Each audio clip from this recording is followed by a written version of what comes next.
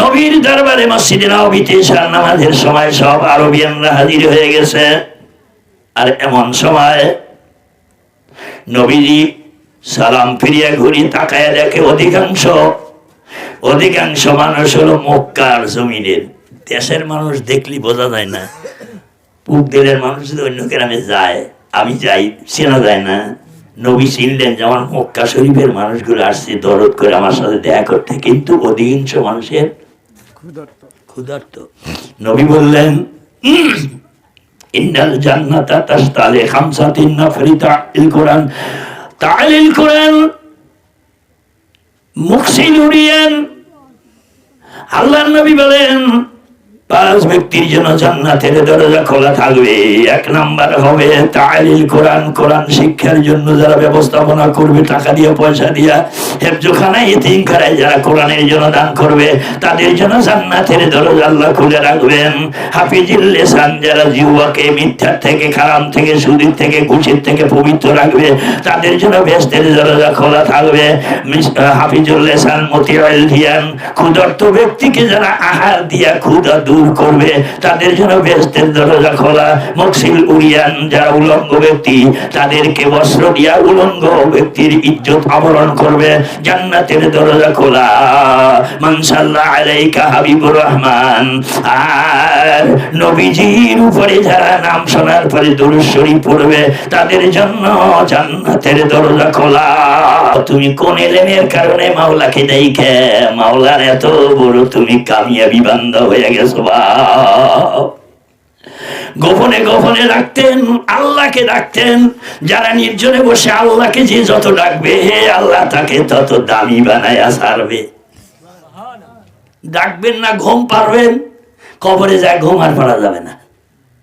কবরে গেলে আর ঘুমান যাবে না। ঘুম তো পেরিয়ে গেছেন, আর ঘুমের দরকার কি? কবরে গিয়ে আপনি অনন্তকাল জেগে থাকা লাগবে, সম্ভব? আর আপনি দুনিয়ায় ঘুম হারাম করলেন, আল্লাহর ইবাদত করলেন, আপনি আল্লাহর জিকির করলেন।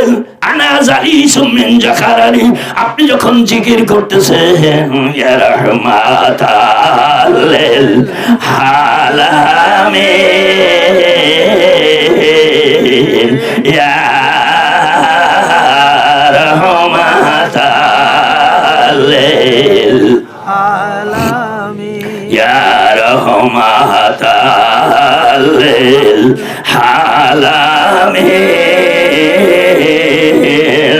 ইয়া রাহমাতাল লিল আলামিন। অবশ্যই আপনি এভাবে যদি রাখতে থাকেন তাহলে আপনার দিলটা, মনটা একটু নরম হয়ে যাবে। আমার রাসূলুল্লাহর প্রেম আপনার মধ্যে চলে আসবে। প্রতিদিন তাহাজ্জুদ পড়ে যদি এইভাবে ডাকেন তাহলে একদিন না একদিন মরার আগে রাসূলকে দেখে মরতে পারবেন। নবীর যদি দেখেন তাহলে চির জান্নাতি হয়ে যাবেন। দেখেছেন? আল্লাহ নামে জিকির করেন, আল্লাহ আল্লাহ আল্লাহ আল্লাহ আল্লাহ আল্লাহ আল্লাহ আল্লাহ আল্লাহ আল্লাহ আল্লাহ আল্লাহ আল্লাহ আল্লাহ আল্লাহ জীবন মরণ শরণ কর, জীবন মরণ শরণ কর ভাই মুসলমান। রাসূলুল্লাহর তরিকা নিতে ডাকছে কিবলা জান। আল্লাহ আল্লাহ আল্লাহ আল্লাহ আল্লাহ আল্লাহ রাসূলুল্লাহর তরিকা নিতে ডাকছে কিবলা জান। হেলা করে হারাইলি না পাইবি জীবন গেলে, হেলা করে হারাইলে না পাইবি জীবন গেলে। তরিকা নিলে বেঈমানি যাবে, তরিকা নিলে বেঈমানি যাবে, ঠিক হবে ঈমান। রাসূলুল্লাহ তরিকা নিলে ডাকছে কিবলা দাও দাও, রাসূলুল্লাহর তরিকা নিতে ডাকছে কিবলা দাও দাও দাও দাও, হেলা করে হারাইলে না পাইবি আর জীবন গেলে, তরিকা না নিলে আখিরাতে, তরিকা নিলে আখিরাতে হইবি অপমান। রাসূলুল্লাহর তরিকা নিতে ডাকছে কিবলা রাসূলুল্লাহ তরিকা নিতে ডাকছে কিবলা নবী কলেমা নামাজ রোজা সঙ্গের সাথী করে সামনে সহল জাকের ভাই আল্লাহ আল্লাহ বলিয়া আল্লাহ বিনে মাবুদ নাই রে, রাসূল বিনে উপায় নাই রে, মুর্শিদ বিনে গতি নাই রে, দেখিস রে মন ভাবিয়া রাসূলুল্লাহর তরিকা নিতে ডাকছে কিবলা রাসূলুল্লাহর তরিকা নিতে ডাকছে কিবলা দাও দাও দাও দাও। লা ইলাহা ইল্লাল্লাহ মুহাম্মাদুর রাসূলুল্লাহ। কষ্ট দিলাম না? খুব কষ্ট হয়েছে। পানিতে আমি তো ভিজে দিতেছি, আপনারা ভিজে দিতেছেন। খুব সময় না, আর আখেরি মোনাজাত করব। তবে বাবা, কথাটা হলো এই, মূল উদ্দেশ্য হলো এই, আল্লাহ তাআলা আপনাদেরকেও এই ধরনের কিছু ইলম দান করছে। এটা আমলের ব্যাপার।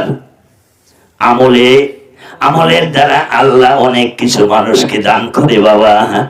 আমল ছাড়া কোনো কাজ হয় না।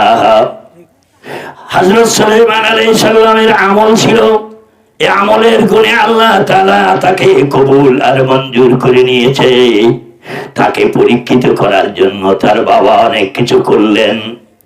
হযরত সুলাইমান আলাইহিস সালাম একদিন তিনি রাস্তায় দিয়ে চলে যাচ্ছেন, যাবার বেলায় দেখে একটা বুড়িমা কাঁদতে কাঁদতে বিনয় করে কাঁদতে কাঁদতে চলে যাচ্ছে। সুলাইমান নবী ডাক দেখয়, মা বুড়িমা আপনার কি হয়েছে, কাঁদেন কে? কয় বাবারে কি বলবো, তোমার কাছে বলে লাভ নাই, বিদায়, আমাকে যেতে দাও। সুলাইমান আলাইহিস সালাম বলে, মা তুমি যদি আমারে না ভুলে যাও তাহলে তোমার আশা পূরণ হবে না। কি আশা তার আছে, আর কি আশা পূরণ হইব? মারে তুমি যদি আমার কথা শোনো, শুনে যদি তুমি ব্যাক করো মা, তাহলে তোমার কপাল আল্লাহ প্রসন্ন করবে। মা আমি জানি তুমি ভিক্ষা করে খাও, আমার কথা শুনলে জীবনে তোমার ভিক্ষা করা লাগবে না। তুমি যাও মানুষের বাড়ি ধারে ধারে ভিক্ষা করার জন্য, তুমি যতদিন বেঁচে থাকবে রে মা, আমার কথা শুনলে চিরদিন তোমার বাড়ি মানুষ ভিক্ষার জন্য আসবে। কি বুঝতেছেন, কি বলেন? বুড়িমা দেখলো ঘটনা কি রে দেখি, বললেন বাবা আমি ফকির, আমি ভিক্ষিক, আমি ফকির নিয়ে সারাদিন ভিক্ষা করি, কিন্তু ভিক্ষা করার আগে আমি ওয়াদা করি, নিয়ত করি, আল্লাহ আমি সারাদিন ভিক্ষা করব, ভিক্ষা করে বাড়িতে আসবো, এই ভিক্ষার চাল নিজে না খাইয়া আমি আগে মেহমানে খাওয়াবো, তারপরে নিজে খাবো, মেহমান ছাড়া খাবো না, মেহমান না আসলে আমি খাবো না। নিয়ত করার জন্য প্রতিদিন ভিক্ষা করে আসে, আর তার বাড়িতে মেহমান আসে, মেহমানদারি করে। এবার এই বৃদ্ধ বুড়িমা ডাক দেখায়, বাবারে আজকে আমার বাড়িতে যতগুলো মেহমান আসছে, যেই আঞ্জাম আমার বাড়িতে আছে, এগুলো দিয়া আমার মেহমানদারি করা সম্ভব নয়, যার জন্য কিছু টাকা পয়সা এক্সেস ছিল সেগুলো নিয়ে বাজারে আসছি, আমি বাজার সদাই করেছি, করিয়া আটা নিয়ে ক্রয় করে বাড়ির দিকে চলে যাচ্ছি। হঠাৎ করে একটা বাতাস ছুটে চলে আসলো, এই বাতাস এসে আমাকে ধাক্কা দিয়ে জমিনে ফেলে দিল, আমার হাত থেকে আমার সবগুলো আটাগুলো উড়াইয়া নিয়ে চলে গেল। বাড়িতে মেহমান, আমি মেহমানদারি করব কি দিয়ে? এই জন্য কানতে কানতে বাড়ি যাচ্ছি।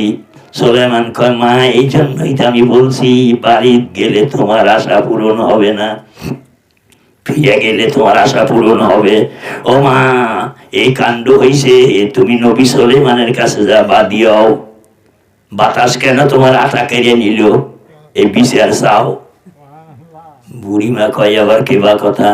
কয়, হ্যাঁ যাওতে ভালো না যাওতেই তোমার কোনই কাজ হবে না, বাড়িতে তোমার ওই মেহমান পাইবে না, জিন্দিগিতে কোনোদিন তোমার বাড়ি একটা মেহমানও আসবে না। বুড়িমা চলে গেল দাউদ নবীর দরবারে, যা বলে, দাউদ নবী রে, আজকে আমার আটা বাতাসে কেড়ে নিয়েছে, বিচার দিয়ে দাও। দাউদ নবী চিন্তা করলেন, বাতাস দেখা যায় না, বিচার দেব কি?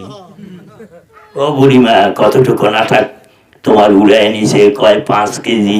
কয় 10 কেজি দিলাম, নিয়ে যাও। বুড়িমা খুশি হয়েছে, বা ছেলের কথায় তো আমি 10 কেজি পেলাম, লাভ হয়েছে, লোকসান তো হয় নাই। নিয়ে চলে যাচ্ছেন হাসি মুখে। সুলাইমান নবী ওই জায়গায় দাঁড়ায়, কয়, মা কি হয়েছে, বিচার পাইছে? ও কয়, না বিচার টিচার কি, বলে যে কয় কেজি আটা কেড়ে নিয়েছে, বলে 5 কেজি, আমাকে 10 কেজি দিচ্ছে, খুশি হয়ে নিয়ে যেতেছি। কয়, মা তুমি যদি যাও জীবনে মেহমান তো পাইবে না, তোমার বাড়িতে তোমার মরার আগে একটা মেহমান তোমার বাড়িতে আসবে না, আর আমার কথা শুনে যদি বিষের নিয়ে যাও, জীবন ভর তোর বাড়িতে মেহমান তো আসবি, আর তুই সারা জীবন ফকিন্নিগিরি করছো, তোর বাড়িতে আসবে ফকিন্নেরা ভিক্ষার জন্য। ফিরে যা। দাউদ নবীর দরবারে গেছে, যাওয়ার পরে কয়েছে, বাবারে আমি আটা চাই না, বিচার চাই। দাউদ নবী কয়, আটা নিয়ে খুশি মনে গেলে আবার বিচার চাইতে চাও, তাহলে তোমার যুক্তি দেয় কেটা? তাকে না আনলে বিচারও দেবো না, আটাও দেবো না, যাও। বুড়িমা দেখলে এ বিপদ, সব গেল রে, সব হারাইলাম। বুড়িমা দৌড়াইছে, সুলাইমান দাঁড়িয়ে আছে। কয়, ও বাবা তোমার কথা শুনে গেলাম, একবার আটা দিল, আবার গেলাম, এখন আটাও দিবি না, বিচারও দিবি না, তুমি না গেলে? সুলাইমান আলাইহিস সালাম কয়, মা চলো যাই। বুড়িমার সাথে সুলাইমান দাউদ নবীর দরবারে দাঁড়াইছে, দাঁড়ায়া সালাম দিছে আব্বাকে। আর বুড়িমা কয়, এই ছেলেটা আমাকে পরামর্শ দিয়ে আপনার দরবারে ফিরিয়ে দিছে। দাউদ নবী দেখলেন, এটা তো আমারই ছেলে। সুলাইমান, ও বেটা সুলাইমান, তুমি আমার ছেলে হইয়া আমার বৃদ্ধে ওই বুড়িমা কেন তুমি পাঠায়া দাও? বাতাস দেখা যায় না, বাতাসে তো বিচার দেওয়া সম্ভব না। সুলাইমান নবী কয়, আব্বা আপনি নবী হয়েছে এমন কথা বললেন, লজ্জা লাগে গো আব্বা।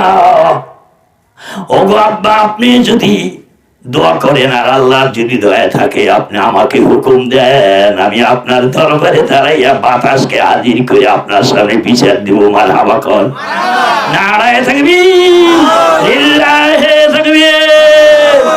এ বাতাস আপনার মধ্যে আছে, আমার মধ্যে আছে কিনা? এখন বাতাস খাগবাত, মানুষকে আল্লাহ আগুন, পানি, মাটি, বাতাস দিয়ে সৃষ্টি করছে। এ বাতাস আপনার মধ্যে আছে। এই বাতাসকে কন্ট্রোল করছিল রাবেয়া বাসরি। বাতাসের উপর জায়নামাজ বিছাইয়া আল্লাহর ইবাদত করতেন। দেখছেন, পানির উপর দাঁড়িয়ে জায়নামাজ পেরে হাসান বসরি নামাজ আদায় করতেন। হাসান বসরির কাছে রাবেয়া বাসরি ইলমে শরীয়ত, ইলমে তরিকত, ইলমে হাকিকত, ইলমে মারিফাত শিক্ষা করতেন। ছাত্রের মর্যাদা কত বড়, ওস্তাদের চাইতে হাই পাওয়ার আল্লাহ দিছেন। বাবা গো, এইবার হযরতে সুলাইমান যখন এই কথা বললেন, দাউদ আলাইহিস সালাম লজ্জিত হয়ে কইলে, বাবা আমি দোয়া করলাম, তুই বাতাসের বিচার দে, যাক দেখা যায় না দে, কেবলই বিচার করিস, দেয়া তো দরকার। সুলাইমান দাঁড়িয়ে ডাক দেখায়, রে আল্লাহ, আমি তোমার গোলাম মাখলুক, ওরে আমার আল্লাহ, তুমি যদি আমার বাধ্যগত হয়ে থাকো, আমি যদি তোমাকে বাধ্য আনুগত্য করে থাকি আল্লাহ, তাহলে এট টাইম বাতাসকে আমার সামনে হাজির করে দাও, আমি বাতাসের সঙ্গে এখনই কথা বলবো। বলতে দেরি, সঙ্গে সঙ্গে আল্লাহর নির্দেশে বাতাস সুলাইমানের সামনে এসে দাঁড়াইয়া সালাম দিলেন। বাতাসকে সুলাইমান নবী দেখে, আর কেউ দেখে না, দাউদের চোখেও পড়ে না। মারহাবা কর। এবার সুলাইমান নবী কয়, বাতাস, বুড়িমার কি অপরাধ ছিল, তার আটাগুলো কেন কেড়ে নিলি, বল, জবাব দে। বাতাস কয়, হুজুর, এটা আমি আমার ইচ্ছাই নেই। কার ইচ্ছাই নিছু? কয় আল্লাহ হুকুম দিছে তাই নিছি। বলে আল্লাহর কি আটার অভাব পড়ছে যে তোর আটা নিয়ে যাবি? বুড়িমার আটা দরকার আল্লাহর আছে? কয় না, বুড়িমার কপালে মঙ্গল আছে, কল্যাণ আছে, এই জন্য আল্লাহ বুড়িমার আটা পছন্দ করছে। বলুন মারহাবা, নারায়ে তাকবীর, লিল্লাহে তাকবীর। কারণ ফকিন্নি মানুষ সারা জীবন ভিক্ষা করে খায়, কিন্তু মেহমানে খাওয়াবে, এই জন্য আল্লাহ ওই বুড়িমাকে এতই কবুল করছে। মেহমানদারি করার কারণে আল্লাহ ওর ভাগ্য পরিবর্তন করে দিবে। বাতাস বলে, এই দেশের প্রভাবশালী একজন বাদশা বিদেশে ব্যবসার জন্য গেছেন, জাহাজ ভর্তি মাল নিয়ে দেশে ফিরতেছেন, হঠাৎ করে ঘূর্ণিঝড় শুরু হয়ে গেছে, প্রবল বেগে বাতাস শুরু হয়েছে। বাতাসের আঘাতে, পানির আঘাতে জাহাজ বাড়ি খাইয়া নিচের একটা তক্তা ভাঙ্গে গেছে। আর প্রবল বেগে জাহাজে পানি উঠতে শুরু করলো। জাহাজের মালিক দেখলো জাহাজ তো যাবেই, আমার লোকজন সহ, আমি সহ ডুবে প্রাণে মরে যাব। সে দায় পরে ডাক দেখয়, আল্লাহ, আমার জাহাজ যদি তোমার কুদরত দিয়া তুমি হেফাজত করো আল্লাহ, জাহাজের যত মাল আছে সব মাল আমি দাউদ নবীর দরবারে এতিমদের জন্য দান করে দিব। তখনই আল্লাহ তাআলা ডাক দেখায়, জিবরাইল রে, সব চাইতে আমি আল্লাহ ওই ফকির কবুল করছি। মারহাবা কর। ও ভিক্ষা করে খায়, কিন্তু মেহমানে খাওয়ায় আগা খায়। এই মেহমানদারি করার কারণে আমি আল্লাহ তাআলা বেশি পছন্দ করছি। মারহাবা কর। এই জন্য বুড়িমার কপালে আল্লাহ কি নসিব করেছে। বাতাস এবার বলছেন, এই কথা বলতে নাই বলতে ওই জাহাজের মালিক দোয়া করছে, আল্লাহ তাআলা এই বুড়িমার আটা নিয়ে জাহাজে সুখ তালি মারিছে, জাহাজ বেঁচে গেছে। জাহাজ দাউদ নবীর দরবারে ভিড়াইয়া এসে জাহাজের মালিক কয়, আমার জাহাজে যত মাল আছে বাদশার আমদার আমি আপনার দরবারে দিলাম, এগুলো এতিমদের জন্য আমি দান করার ওয়াদা করছি, আপনি দিয়ে দেন। এবার সুলাইমান নবী বলেন, আব্বাজান শোনেন, এই বুড়িমার আশা দিয়ে আল্লাহ জাহাজ বাঁচাইছে, আল্লাহ ইচ্ছা করলে বাঁচাইতে পারতেন, কিন্তু বুড়িমাকে আল্লাহ বেশি পছন্দ করে বুড়িমার ভিক্ষার আঠার দিয়া আল্লাহ জাহাজ বাসাইয়া আল্লাহ ওকে মেহমানদারি করার বরকতে মহান আল্লাহ তারা কবুল করে জাহাজের সবগুলো মাল আল্লাহ বুড়িমার কপালে নসিব করছে। এগুলো পাবে বুড়িমা। আপনি এই 4 আনা আশা দিয়া ফেরত দেন কোন কিলে, 10 রাজা দিয়া ফেরত দেন কোন কিলে পাবি। আমি দেখতেছি আমার এলেমে এক জাহাজ ভর্তি মাল, আর আপনি দেন 10 কেজি দিয়ে ফেরত। এইগুলো সব বুড়িমার কপালে আল্লাহ কবুল করছেন।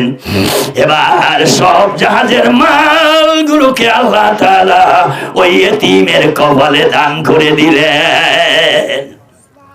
এগুলো এলেম, এই এলেম আমলের দ্বারা হয়।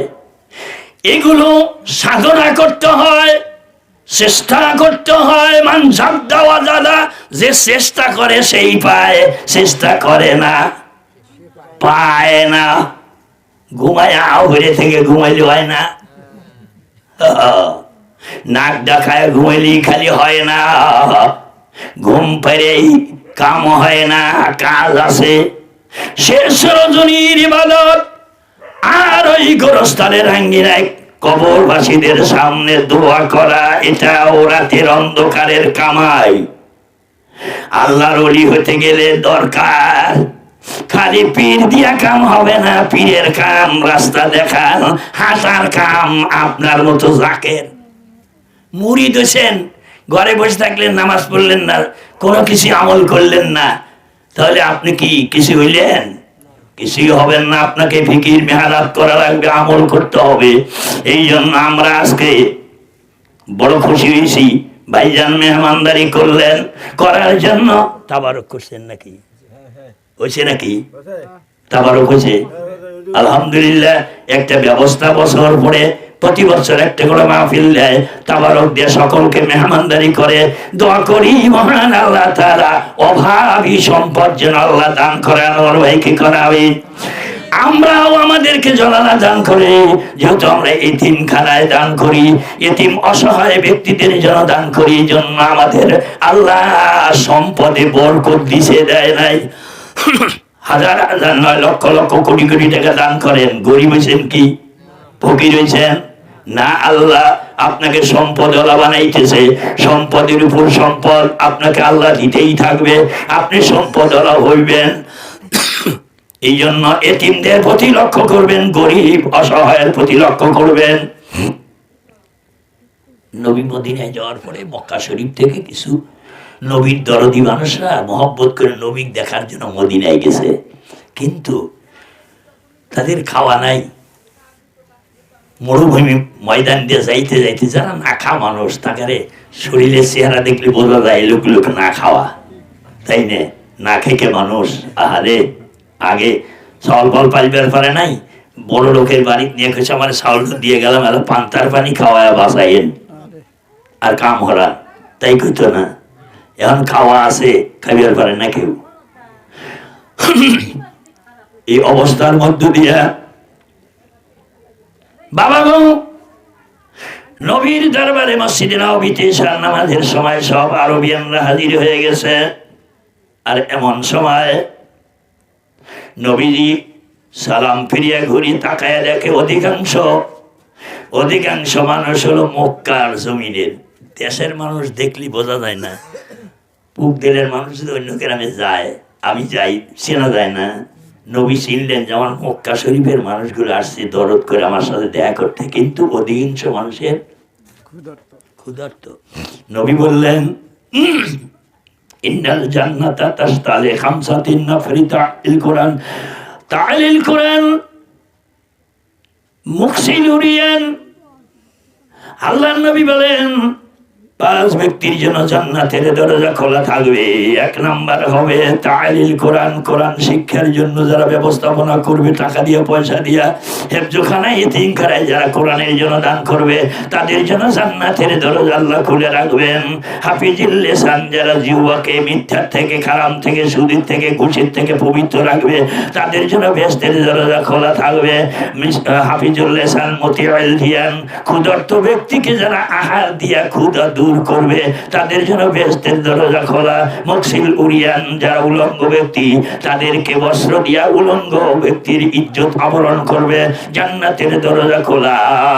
মান সাল্লাল্লাহু আলাইকা হাবিবুর রহমান, আর নবীজির উপরে যারা নাম শোনার পরে দুরূদ শরীফ পড়বে, তাদের জন্য জান্নাতের দরজা খোলা। নবী কইছেন, আমার জন্মভূমি মাটির মানুষগুলো আসছে, এদের ক্ষুধার্ত, মতিউল জিয়ান, তারা ক্ষুধার্ত ব্যক্তি, যারা ক্ষুধা নিবারণ করে দিয়া মক্কার মানুষকে খাওয়ায়া শান্তি করবে, আল্লাহ তার জন্য বেহেশতের দরজা খুলে দিবে। নবী যেই কইছে তাই দেখলেন যে আমি যতটুকু সম্বল আছে, এই সম্বলের উপর ভিত্তি করে একজন অথবা দুইজন তিনজন করে নিয়ে নিয়ে চলে যাচ্ছে, যাইতে যাইতে সব শেষ। নবী দেখলেন সবগুলো মদিনাবাসীরা মক্কাবাসীকে নিয়ে গেছে মেহমানদারি করতে, কিন্তু হঠাৎ করে দেখা যায় বারান্দায় করুণ কান্নার আওয়াজ শোনা যায়। নবী একটু এগিয়ে দেখে মক্কার একজন রুগ্ন শুকনো, একজন গরিব অসহায় মানুষে কেউ নেয় নাই, কাঁদতেছে। নবী বলে, তুমি কেন কাঁদো? কয়, ইয়া রাসূলুল্লাহ, ইয়া হাবিবাল্লাহ, আপনি বলার পরে সব সাহাবীরা একজন দুইজন তিনজন করে নিয়ে চলে গেল, কিন্তু আমি যে মক্কার সবচেয়ে গরিব, খুব খেয়াল, অল্প কথা না, দোয়া করে দিব, সবচেয়ে আমি মক্কার মধ্যে গরিব, তা আমার মতো গরিব যদি কেউ থাকলে না মদিনায়, তাহলে আমাকে নিয়ে মেহমানদারি করলেন, আমার মতো গরিবও কেউ নাই, আমার কেউ নেয়ও নাই, এই দুঃখে পড়ে কাঁদতেছি। সুবহানাল্লাহ। নবী তখন ডাক দিলেন, মদিনায় একজন গরিব মানুষ ছিল, তার বাড়ির খাওয়া নাই, 3 দিন ধরে চুলাই জ্বলে না, হ্যাঁ দেখলো যে আমি তো নিয়ে মেহমানদারি করতে পারবো না, আর নবীও যদি আমার হাতে একটা মেহমান দেয়, আমি মেহমানদারি করতে পারবো না, তাহলে নবীও অসন্তুষ্ট হবে। হেও পলায় রয়েছে মসজিদে বারান্দার এক কানি, তার নাম আবু তালহা। নবী ডাক দিলেন, হে মদিনার গরিব আবু তালহা, কই রে? নবী যেই ডাক দিছে আর তো থাকতে পারে না, লাব্বাইক ইয়া রাসূলুল্লাহ, আনা আবু তালহা, আমি আপনার সামনে হাজির, লাব্বাইক। নবী কিচ্ছু না বলে মক্কার জমিনের ওই গরিব মানুষটাকে আবু তালহার হাতে তুলে দিয়ে কয়, আবু তালহা রে, তুমি গরিব, আমার মক্কার জমিনের এই মানুষটাও গরিব, তোমাকে দিলাম, তুমি নিয়ে মেহমানদারি করো। সুবহানাল্লাহ।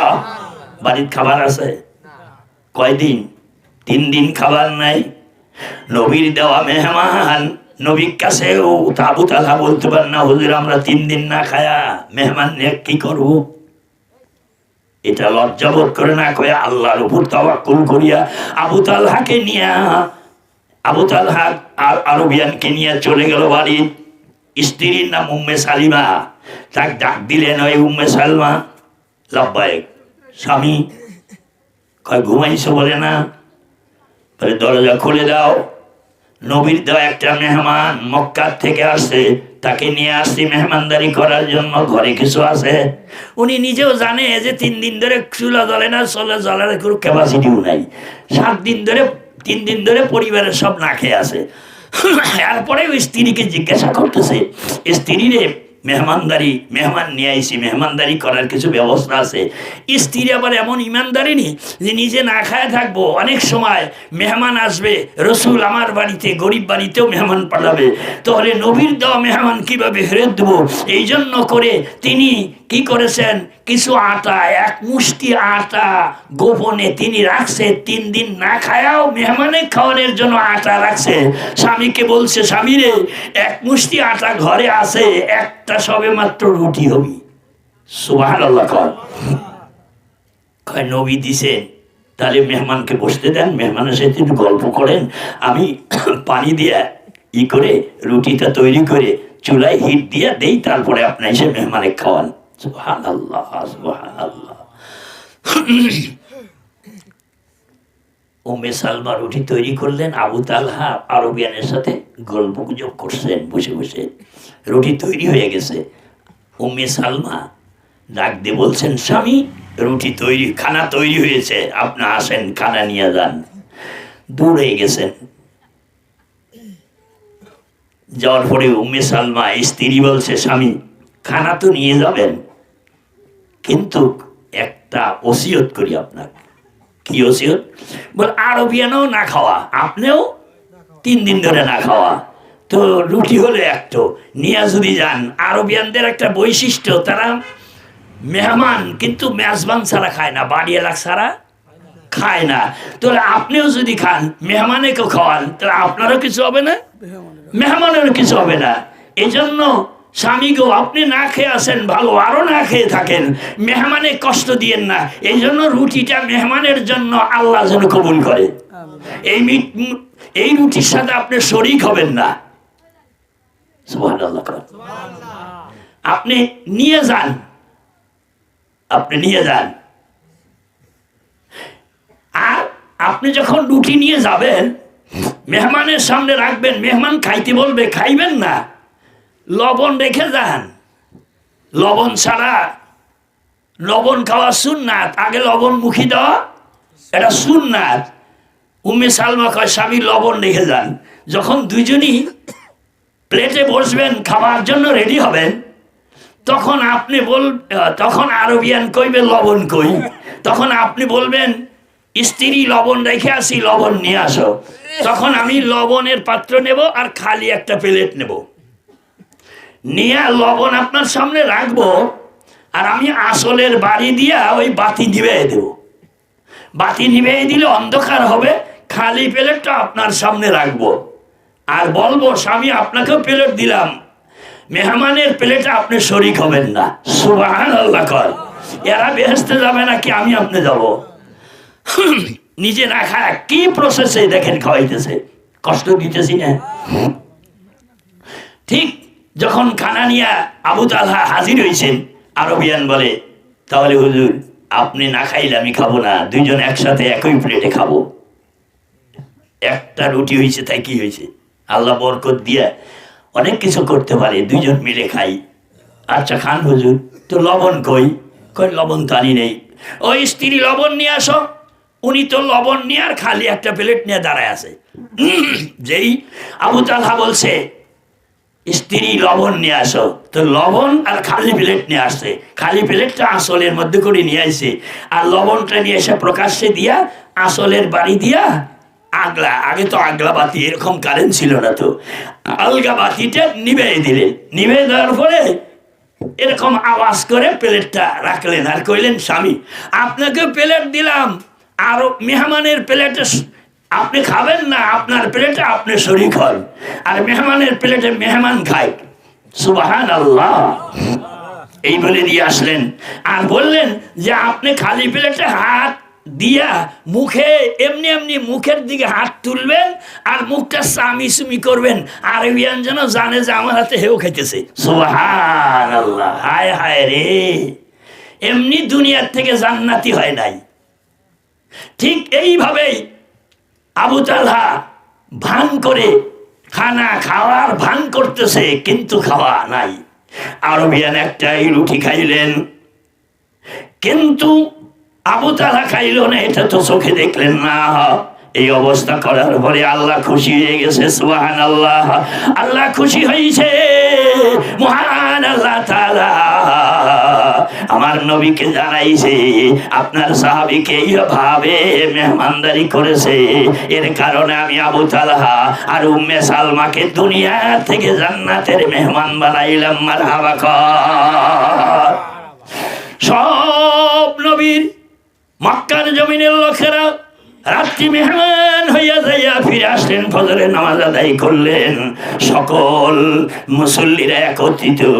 এইবার আল্লাহ নবী বললেন, ও সাহাবীরা শোনো, কে কিরম করে মেহমানদারি করছে আমি জানি না, তবে আজকে রাত্রে আমি নবী দেখলাম আমার একজন সাহাবী এবং তার স্ত্রী মেহমানদারি করার কারণে আল্লাহ তাআলা তাদের দুইজনকে বেহেশতবাসী করেছেন, দুইজন জান্নাতের দিকে চলে যাচ্ছে, আর আল্লাহ তাআলা জান্নাতের দরজা খুলে দিয়া হুরার গেলে মান্না তাদেরকে ডাকতেছে। মারহাবা কর। সাহাবীরা বলেন, ইয়া রাসূলুল্লাহ, ইয়া হাবিবাল্লাহ, কোন সাহাবী আর তার স্ত্রী আমরা জানতে চাই। আল্লাহর নবী ডাক দেখায়, রে আবু তালহা কই? আমার গরিব সাহাবী আবু তালহা মদিনার, তার চাইতে গরিব আর কেউ নাই। আবু তালহা লাব্বাইক ইয়া রাসূলুল্লাহ বলে দাঁড়িয়ে গেল। আল্লাহর নবী ডাক দেখায়,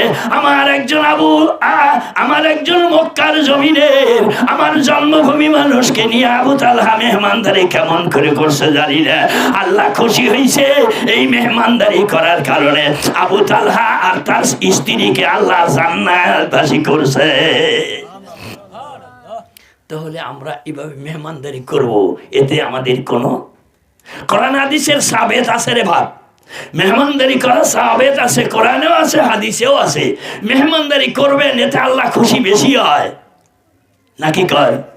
আমরা সবসময় মেহমানদারি করতেছি, আমাদের টাকা পয়সা দিয়া মেহমানরা খাইতেছে এতিমখানায়, কি আছে কন্যা, তাই না? আপনাদের দানে, আপনাদের সকলের দানে মা বোনেরা অনেক মুষ্টি দেয়, এগুলো তো এতিমের ছেলেরাই খায় নাকি কর? এতিম ছেলেরা খায়, এই জন্য আমাদের মেহমানদারি হচ্ছে না। এ কারণে আপনাদেরকে আল্লাহ জান্নাত দিবেন না? আল্লাহ অবশ্যই এই কারণে আপনাদের জান্নাত দিয়ে দিবে।